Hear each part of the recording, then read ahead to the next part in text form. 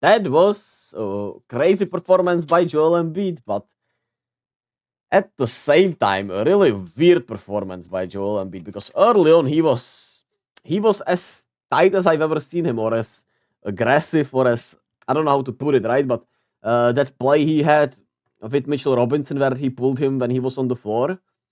I thought he could have gotten ejected for that, to be quite honest with you, because that was nasty, and he played with a nasty energy today, and it worked, right? He got more foul calls today. I thought they blew the whistle for him a little more. And I'm not saying he's not a warrior, because he is with the injuries he's been playing, and I understand his frustrations, but that was fucking dangerous, man. That was really dangerous, and uh, I didn't enjoy his performance as much because of it. Like, he was sensational, don't get me wrong, right? He was the main reason the Sixers won, because he was a superstar. Those 3-pointers he hit in that third quarter were the biggest reason the offense opened up so much, because I mean they had to guard him at the 3-point line even more, and that opened up the plays for everyone else. And he was great, but yeah, it is what it is, man. It is what it is, I guess. Shout out to Kelly Oubre for stepping up. He had himself a good game. Tyrese Maxey once again had a really good game himself. And it was Cam Payne, man. Cameron Payne set the tone for the goddamn Sixers. He played with a nasty energy himself. He was talking trash as soon as he came in. He hit some crazy 3-pointers, which was like, what the hell is going on? And I thought he was the biggest reason, other than Embiid, that the Sixers got an advantage, where the Sixers got an advantage overall. So there's that, and it was a nasty physical game. And I thought after the technicals, that's where the whistle shifted. I thought that's where the referees were a little more nice to the Sixers on the whistle. But maybe that's just me. Maybe I'm just hating because I just didn't like what I saw from Embiid there. I like the competitiveness. I like that he was, just so amped up. He wants to win this series so bad. He wants to have a great playoff run. He wants to be healthy, and you understand it. But at the same time, what he did, uh, impulsively to Mitchell Robinson was nasty, and it just screamed. I don't know, man. And overall, his energy early on, it felt like he wanted to get thrown out in a way, or not if sure if he wanted to get thrown out, but it felt like he was playing on Draymond type F edge. And I've been critical of Draymond my whole time here on the channel, pretty much. And yeah, uh, I don't know what to tell you, but shout out Embiid for his best playoff performance. The bright side for the Knicks is that Jalen Brunson found a rhythm today. He was able to do, and play a little better, even though in the fourth quarter he looked a little tired and had some rough turnovers where the Knicks still maybe had a chance.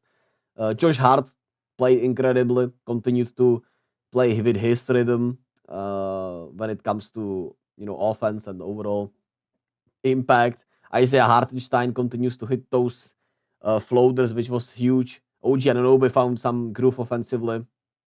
But obviously, the loss of Mitchell Robinson was tough. Dante DiVincenzo didn't have a good game, and he had a rough time out there. Miles McBride didn't pick up the slack for him. And like I said, they had no answer for Embiid, man.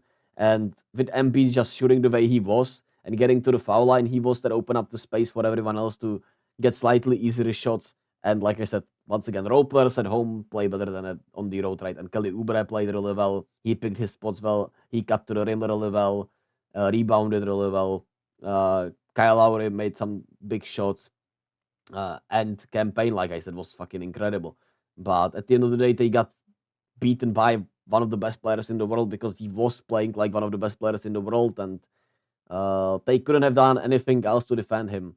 Really, in my opinion, like I don't think they really could have done anything, to stop him there. The you know, double teaming Embiid at at the top of the key from the 3-point line. Maybe, I don't know, but that seems crazy. And when they double teamed him and when they went toward him, it also usually, he got to the line most of the time anyway. So just a dominant performance from Embiid. Uh, just wish, just wish he didn't do that to Mitchell Robinson. And obviously, Mitchell Robinson didn't get hurt on that play, and he got hurt on a play later, which is a huge loss for them, because he was rebounding like a madman in this game. And even though he couldn't finish, he had 2.7 rebounds in just 11 minutes and was a menace on the offensive glass. And he'll be a huge loss if he can't play in this series because of the backup minutes. Even though Precious Ashua, I thought did fairly well, but he didn't have any rebounds at the same time, right? The rebounding edge went to the Sixers today, which was huge, and they were able to control the pace, hit their 3 pointers, and Embiid was Embiid.